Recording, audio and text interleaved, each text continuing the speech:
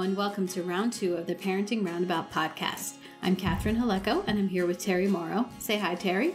Hello. Usually on this podcast, we talk about parenting issues, but once a week, we like to get together to discuss TV, movies, books, and other entertainment topics, because it's nice to talk about something other than parenting for a change. So this week, we're talking about Big Little Lies and continuing our challenge round with, I don't know if it's like a comedic reality show or a non-fiction sitcom or something. It's called An Idiot Abroad, but we'll get to that after we talk about Dancing with the Stars. Yes. So it was my most memorable year, and we had some concerns, but overall it wasn't as tear-jerky as it can be. It was not. It was a surprisingly upbeat, my most memorable year, right up until the end. They saved all the really tear-jerking ones for the last half hour, I think. Right. But Simone, with her story of being adopted by her grandparents, who instead of her Olympic story, which was very cool. So, and her grandparents were there and beaming through it, and also Bonner with his accident. So, and surprisingly enough, Nancy did not. I was so happy. Yeah, she was able to not talk about Tonya Harding at all. But then, of course, she, I said, I think I remember saying last week, I bet her having her kids was a memorable year, but she's not going to get to talk about that. So she did, but even that was like a tear-jerky, struggle-y thing. Right. But 6 miscarriages. That's something that's good to talk about. I think that's helpful to talk about it. Yes. And, I'm sure there's a lot of people for whom that was meaningful. Mm-hmm. Me a little bit. So, and her dance is my favorite dance of the night. Thought it was beautiful. It was just lovely, and she did it so well, and she and Artem have such a nice partnership, and she looked beautiful, and I just thought the whole package was perfect, and so I gave her my majority of votes. I think she's going to be my rooting interest for as long as she lasts. I don't really expect her to last till the end, but you never know. Yeah. Yeah, I thought she looked beautiful, and that was one of her best. Such a nice dance. Was very enjoyable. Yes. Last week and this week, she's been really strong. Mm-hmm. So either she's getting more comfortable, or he's figuring out how to choreograph for her, or what. But those were 2 nice dances. Yeah. Absolutely. And tonight's especially. I like that very much. And I also thought David's was pretty. I mean, you said, can he just have a dance? And he pretty much did. And I thought it was nice. I think one of the judges said it was a little squatty, and I would agree. Although appropriate for a catcher, maybe. Yes. It's just the way his knees work at this point in his life. He just can't help it. They don't straighten fully. We're very sorry. Right. But, and his package was just adorable. Mm-hmm. And, and the dance was very nice. I mean, not good necessarily, but respectable. Yeah, and absolutely. Continuing in his tradition of just really giving his all to everything, doing everything that he's asked to do, with a smile. And not feeling self-conscious. You don't ever feel like he's thinking, well, I look really stupid doing this. Right. He just goes out and does it. Mm-hmm. So I really like him. He's my other favorite at this point. I gave him the second most votes. Okay. But I don't think he's in any danger. Apparently, they mentioned on TV that they showed it live at the Cubs game during the rain delay. Right. And I saw somebody else posted on, I think it was on the previously.tv forums, that they also put the phone number up on the Jumbotron. Oh, yeah. So nice. And so anybody watching it on TV and in a bar and at the game had the opportunity to call. So he should be fine for this week. Right. I don't think he's going anywhere. Yeah. How did you feel about Rashad's dance? You know how I felt about it, because it is the dreaded C, and I don't care how touching your story is. Yeah. It's not my It's cup not of tea. your thing. Yeah. No. I was surprised that even Len was all about it. Yeah. Yeah. Yeah. I mean, it was, like you said, that's not what we're here for, right? I mean, he danced it well, and right. You know, Emma did a nice job with it, but it's just not. It's just not a style we're I here. enjoy. And his story was. It was hard to know where that story was going until it went there, and even then, it just seemed like that was the Cliff Notes version of something that's a million times more complicated. Yeah. Yes, I think you're quite right. Yeah, so that was, some of his facial expressions did not necessarily go with what he was saying. Mm-hmm. So you were invited to read between the lines. Exactly. So enjoy these tens. Yes. It's like for whatever it is you can't talk about in this forum, man. But I was so amusing that like that front row got a lot of action. It's like it seemed like every other dance somebody was running to the front row to their loved one. Yes. Well, that's kind of the nature of but it just like seemed to be happening over and over again. Did they rotate them in and out? Okay, your loved one is danced now. You go back to the back. Right, of the you need to move now. We need to make room for someone We got to else. move the next one up. That's the only thing I would have liked to have seen in David's dance is him dance with his daughter at the very end or something like that. Oh. But of course, I'm sure they're home, wherever home is now. Right. And, you know, that's and she the looked real tiny, like 2 she years looks old real or something. tiny. Yeah. But that seemed to be like the needed coda to that dance on a night where everybody was grabbing somebody out of the audience or kissing the husband at the beginning of the dance. Or I could have done with a lot less PDA from Nick and his that was fiancé. Uncomfortable. that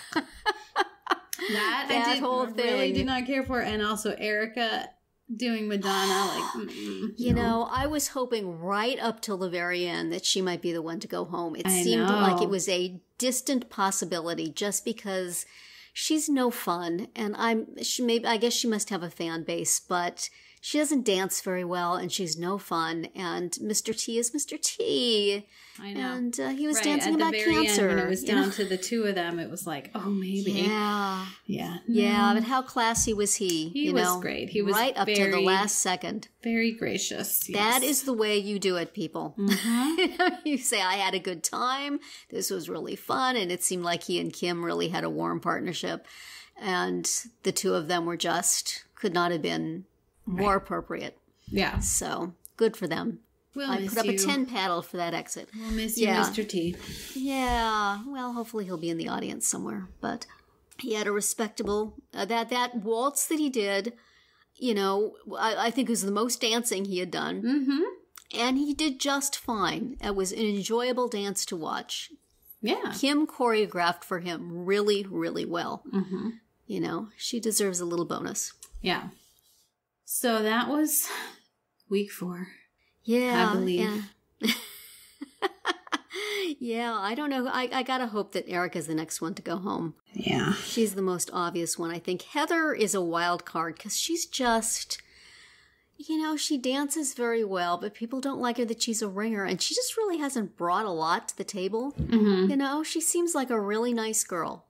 She's like, you know, her most memorable year was, I got married. Yeah. Okay, well, you know. Right. Good for you, honey. She's just kind of there. Mm-hmm. So I don't think she's going to make it till the end. I don't know. Unless she has a ton of Glee support. And, right. Or like Max sympathy. Yes, or Max support. Mm-hmm. And Bonner is just, I mean, I hate to say about a guy who just came back from like having a broken back or whatever that he's a stiff, but he's kind of a stiff. Well, that's the exact word I wrote down was like, I hate to say it, but that was stiff. I don't mean that in any other way than. Yes. He's also just kind of there. Doesn't have much personality. That comes through in this venue. Person to person, he may well. Right. But it is not suited to this particular thing. And I felt bad when he said, well, I kind of wasn't sure about talking about this thing I've been trying to forget for the past year. Right. Like, hey, you know that horrific injury that you've put behind you? Let's wallow in that for a little while, shall we? We need to We need to hear more. Yes, let's tear those stitches back open. But I did, in general... Just to cover everybody, the only person we didn't talk about was Normani, Fifth Harmony Girl. And, she's a very good dancer, but I didn't think that the music worked with the rumba. Like, it did not. Especially at the very beginning. Like, they're moving like 5 times faster than what the song is doing. And it wasn't really rumba-like. I think that's true. I did not care much for that dance, and I did not care much for that singing. Mm-hmm. And it reminded me that, oh yeah, she's from that group I can't stand. Right. So that was probably maybe not the best. Yeah. But it was funny to me that the beginning of the show was Normani, cute little Normani. She, she's very personable. She comes across really, really well in the packages. Mm-hmm. Talking about how she was determined to be an entertainer and she went for it and her family support and all this stuff. And Erica then at the end of the show had basically exactly the same story. But with her, it's like, ew. It's essentially exactly the same beats to that story. And yet... Right, you're totally right. But yeah. It's so unfortunate to have exactly the same story as somebody else who is way more appealing. Could she really not have another most memorable year? Could they not find anything else? And her dance was... How about the year I got that Lamborghini? Yeah, well, isn't she on like a Real Housewives or something? Oh, yeah. She got a TV show. Yeah. Oh, well. I shall not be sad to say goodbye to her. Me neither. And I hope it is soon. Yes. After her, it gets a little trickier. I don't know who I would want to go home after that. Yeah Probably Bonner. And Bonner. Nick, we did talk a little bit about Nick and the PDA. But that was, Yeah, he can go at any time. I think when Peter said the words, that we're going to recreate The Bachelor in dance, and I'm like, oh, no, nobody needs to see that. Can we not do that? But wow, that one move where Peter put her leg up, and she's in shape. Mm-hmm. Yeah. Yeah. That's the PETA I remember. Yes. So we will come back next week. Next week is Disney week. Disney. See what trouble they can get into then. That's right. So, from Southern California to Northern California, how about we'll go to Big Little Lies, which is an HBO series that was started as a book. Mm-hmm. And I read the book, and Nicole from our big podcast, she watched the series. And so she came as a special guest, and we talked about it. So we're going to play that for you. So special guest Nicole Erdix is here today to join us on round 2 because we are going to talk about Big Little Lies, which is an HBO miniseries. But before that, it was a book. And I have read the book, but not seen the show. Nicole has seen the show, but not read the book. Not read the book. So we're going to see if we can somehow compare notes on this thing. Lots of spoilers ahead. So if you haven't seen it, don't listen. Many spoilers. So if you're still in the middle of watching the series, you should save this for later. Don't listen. Yeah. Because one of my biggest questions is something I read online where someone said, I wonder if, the killer and the victim are going to be the same in the TV series as they were in the book, which surprised me because I had just assumed that it would be the same. So tell me in the series who did it and who was it? So big spoiler alert here. Right. So this is the biggest thing because this is the entire book. Yeah, leads up to this. And it's quite a twist. But I was shocked because I actually, as you know, I don't do well with waiting for the end of things. I like to zip through. And so if I'm reading a book, I'll skip to the end. Or if I'm reading on my Kindle, I'll fast forward to the end of the book. Mm-hmm. And with the TV show, I actually went on Wikipedia and read ahead. Wow. And I know, I'm so bad. But yes, it is the same killer and the same victim. Okay. Interesting. So, And so, should I say the names? Sure, go ahead. Okay. So Bonnie, pushed Perry down the stairs.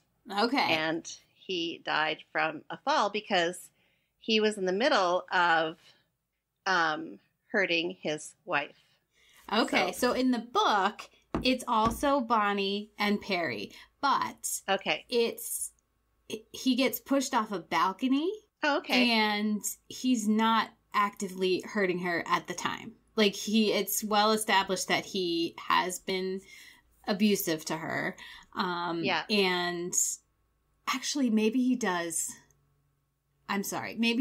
I think maybe he does, like, slap her or grab her or something at this party that they're at. And then Bonnie, who up until this point you think is like this hippie earth mother yoga teacher, Mika mild and peace be with you all. Exactly. And she is the one who pushes him, and he's at the edge of this balcony on this tall bar stool, and over he goes. Yes. And so in the show, the women were convening at the top of a flight of stairs because something had gone down with Madeline and, I can't even remember the names now. Isn't that bad? I remember the actresses. But anyway, so something was going on there, and the women started to gather. It's sort of the main characters in the book.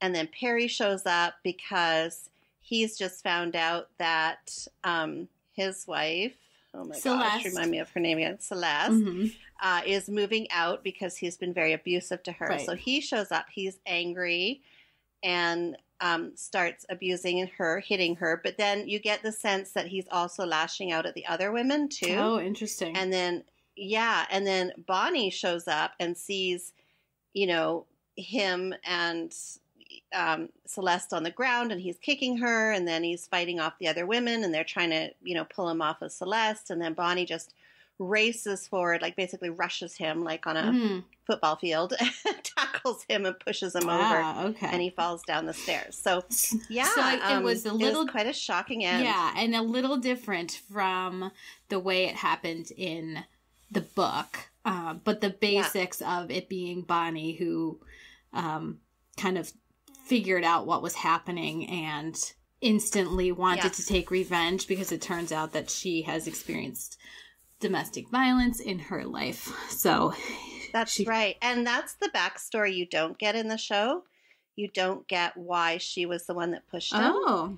And you don't hear any of that. And from what I understand, the book is very, there's that twist with Jane. I guess Perry turns out to be her rapist. Yes. And the father of her son, Ziggy, but he used a fake name. Right. He used his cousin's name, Saxon. Yep. And you don't get that story. You get a sense that it was likely Perry who was abusing her, because Jane looks like she's in a state of shock when she sees him, and it looks like she recognizes him and he recognizes her. But you don't get that explanation that, that whole part of the story. And then, of course, you don't get the Bonnie side of things, too. Wow. So it just looks like Bonnie is defending her friend. Right. And pushes him over. Right. And in the book, you find out that she experienced domestic violence growing up. So she kind of like snaps and wants to, step in. And I think I understand in the show it's Zoe Kravitz, right? That plays her.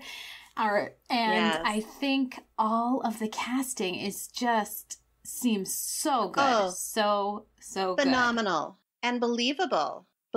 You look at those women and you're like, yes, I can imagine them in that role. And just the acting is outstanding. I mean, it's quite an ensemble cast. So right, it's a large group. But in the book, as I was reading it, obviously I knew that there was this TV series going on. So I looked at the cast list and I was like, oh my gosh, I could totally see, Reese Witherspoon playing Madeline, and just how she's like super peppy and cute, but she also has like this funky, wired, like anxious, and part of her is just always trying to put on a show, to look her best and to present the best image to the world. And she has this husband who's like long suffering, but just kind of adorable. Yeah. And I wanted to know, like, if they really, did they develop Ed's character at all in the book? Because they didn't really do much with him in the show. I mean, they just kind of, there seems to be like a whole side of him that they could have developed, and maybe they will. Like, maybe I've heard that there might be a spinoff of the series, but like Ed, I mean, they made him, I mean, he said some really weird things at different times in the show, and you kind of went, ew, like, what's his full story? But, like, I like sweaty women. Like, I don't remember him saying that in the book. In the book, he was like this just really decent husband and dad, who was involved with his kids and who, put up with Madeline and her kind of like over the topness. And he, instead of being annoyed by it, just found it endearing, and that's part of her. Right. There was some tension between him and Madeline's older daughter. Yeah, the first husband. Okay. Abigail, was that her name? Yeah, we didn't get that feeling. There was a little bit, but it was really, again, like you said, it felt very real, as in, he's the stepfather. He's been taking care of her and in that dad role, but yet she doesn't want him to be, she knows you're not my real dad. And, she goes, in the book, at least she goes and lives with her dad, and Bonnie. Same with the show. So, same with the show. Yeah, no, I would have liked to have seen Ed developed a bit more. I also, like, Celeste, you didn't really get a sense of why she was with Perry, how that all came to be. You just got the now. I think with most of the characters, other than Madeline, because Madeline, there's the whole ex-husband thing, so you knew that she had a past life. But as for the other women, it was, and then Jane, of course, you knew that she had the rapist in her life, and so they worked on that. But the other women, not so much. You didn't really get a sense of their backgrounds and why they were in the situation that they were in. So, but, they did a fantastic job overall of just capturing a really intriguing story in a short amount of time. Right. And the videography was phenomenal. So, yeah, the setting. Yeah, the book is set in Australia. The TV show is set in California. But they're both like, upscale beachfront, right? Oh, yeah.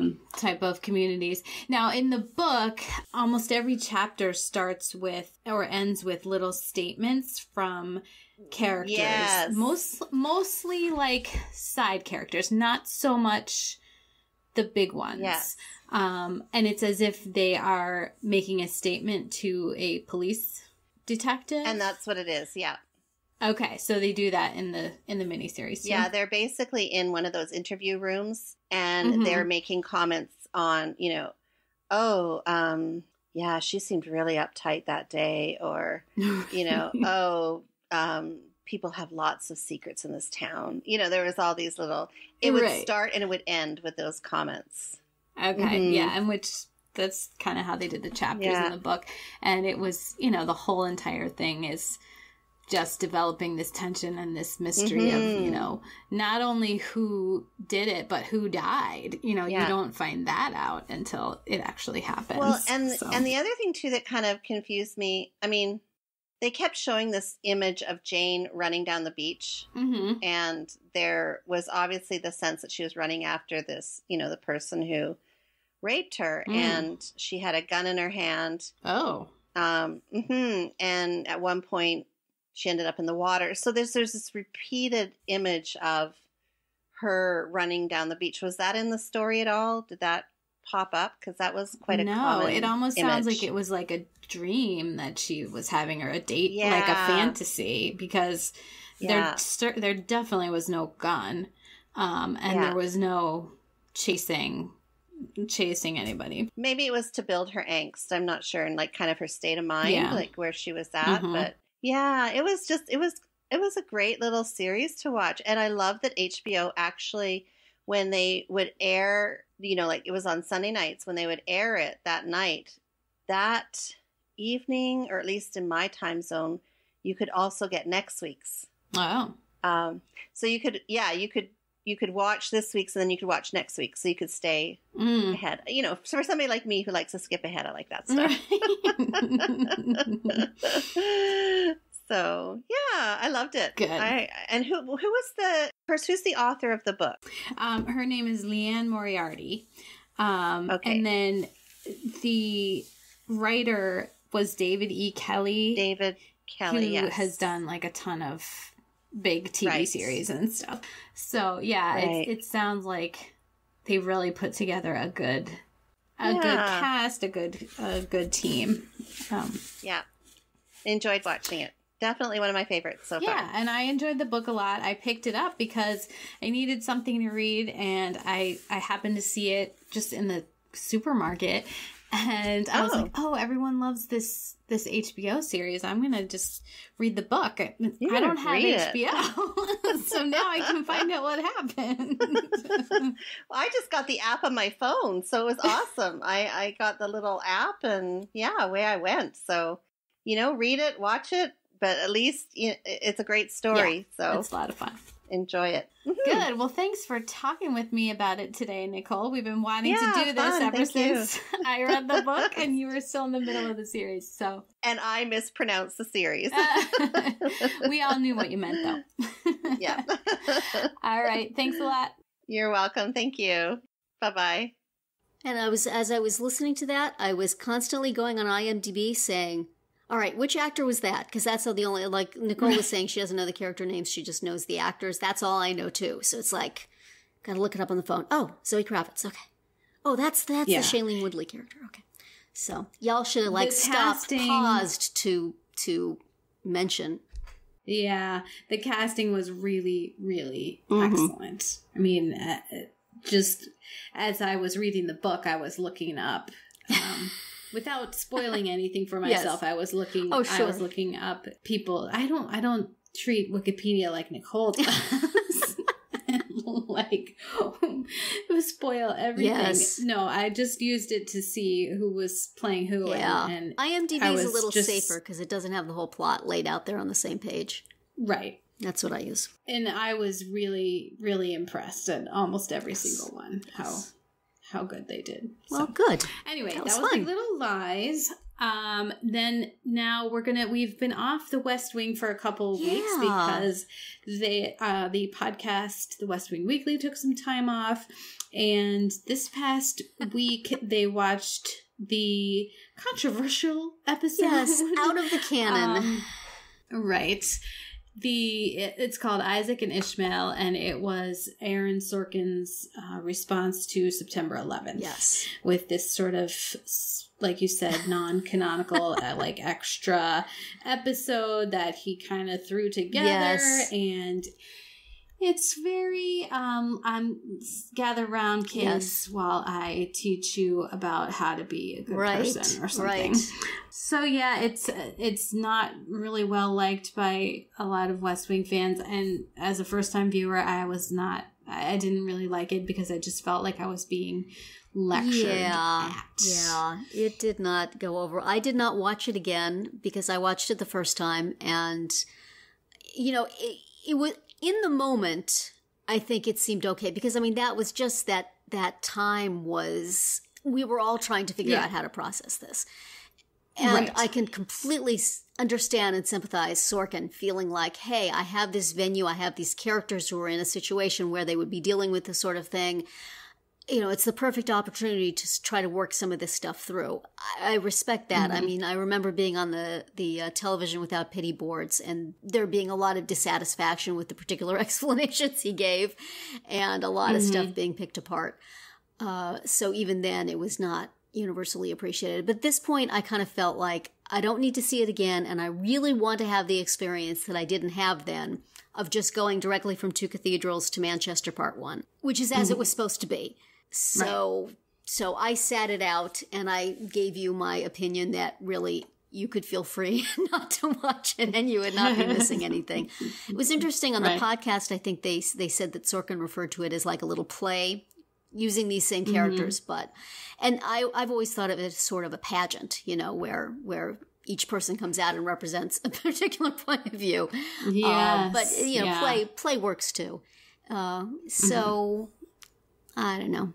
It was interesting listening to the podcast because I got the impression, at least at the beginning, that there wasn't a lot of love for it, and I feel like they kind of talked themselves into liking it better over the course of the thing. Because, they talked to the guy who was in it, the guest star who was in it, who was just so excited about it, and obviously a high point of his career. And you can't kind of then say, well, but we really thought that stunk. But the show was kind of bad. So you kind of pick up his enthusiasm and his excitement over it. And the other guest was Mike McCurry, who was the press secretary in the Clinton administration, and now is a professor of theology. Yeah. And that was a really interesting, career trajectory and a person to talk to about this particular episode. Yeah. So I appreciated that. But yeah, overall, I could miss this one from now on. Did they? So now they said on the podcast that they didn't have it with the little introductory thing at the beginning on Netflix. So did you not see that little introductory thing? I did not. I'll have to see if it's on YouTube because it was as I think they mentioned, it was somewhat uncomfortable. Right. Yeah.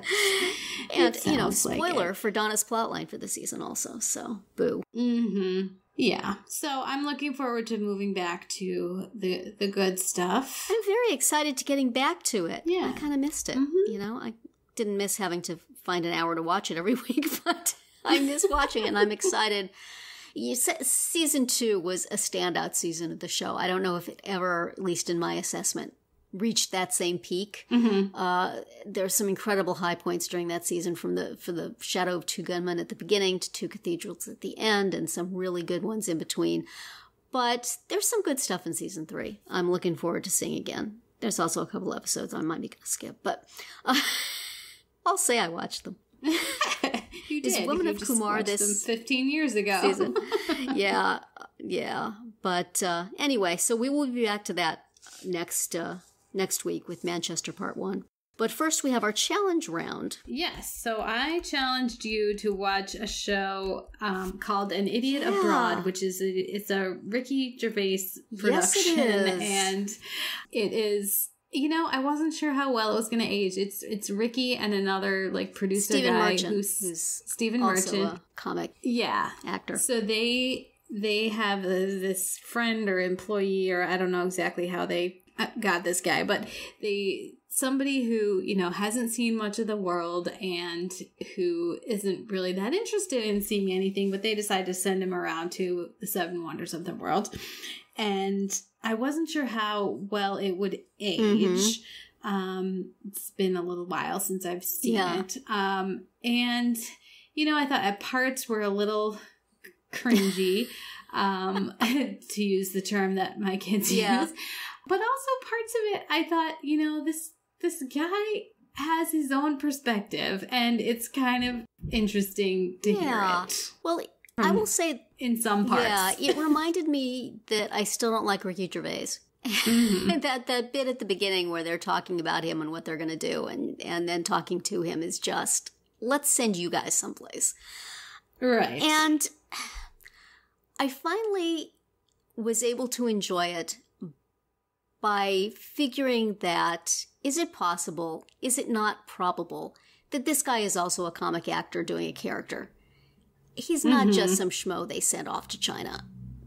His lines are too funny, I think. Right. I think if he were really genuinely just some unworldly guy, I would not be laughing out loud at the things he says. I was never laughing at him. I was right with him, honestly. I don't want to eat a toad either. And I don't want some lady massaging me with fire. And the Great Wall, I'm pretty sure, looks like a wall. So maybe I am also an idiot abroad. I don't know. I mostly remember ice cream of my trip to Europe, that Florence had wonderful ice cream, which probably Carl would agree with.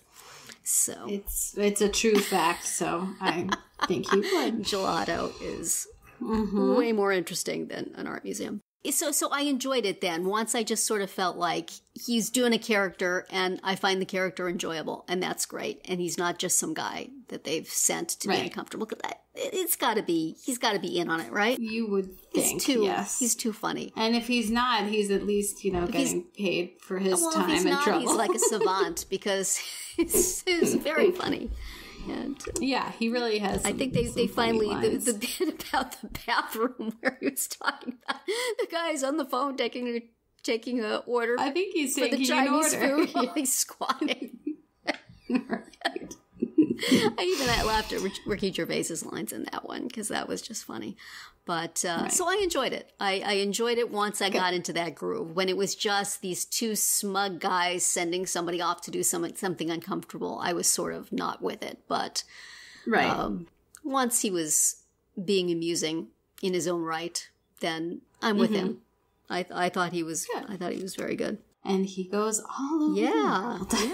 I don't know if I would ever have time to watch more, but I would not mind it if it kept on in this particular vein.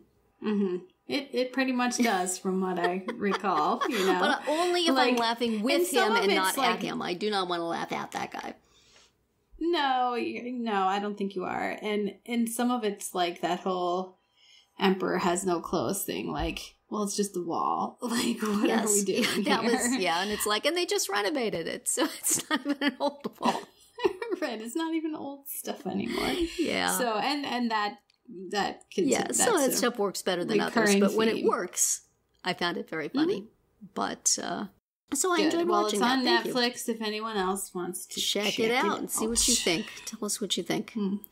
And now for next week, we were discussing Alice and Janney Mom movies. I have fallen behind on the Alice and Janney Mom TV show, but I had originally been thinking of the movie How to Deal, which also has Mandy Moore, who you've been watching on This Is Us. But then we got to talking about Juno, and that you had not seen Juno, and you really should see Juno. Yes. It's quite wonderful. I will be watching it worriedly that it may not have aged well, because it has a particular voice and style that are not always particularly naturalistic. And even at the time, some people got tired of it pretty fast. But I really enjoyed it. I think of it fondly. The clips I watched in getting ready to watch it again and decide which to pick, I enjoyed it again. So we will be watching Juno. Y'all can find it. It is not on Netflix, but it may be in your library. It may be available. I'm sure it's available to rent on iTunes. You may find it on a dusty corner of your bookshelf if you bought it many years ago, as I did. So let's watch that. And just as we get back to Alice and Janney as C.J. Craig, we will watch Alice and Janney as a quirky stepmother. Excellent. Who enjoys dogs. So good. So we'll watch that, and we'll continue with Dancing with the Stars and West Wing. Yes. And that's going to be it for our round 2 today. Please subscribe to our Parenting Roundabout podcast so you won't miss any of our episodes, including our daily speed rounds and our weekly group chats. As always, you can find recaps, links, and an opportunity to comment on our website at parentingroundabout.com. Goodbye, Terri. Bye, Catherine. Bye, everyone.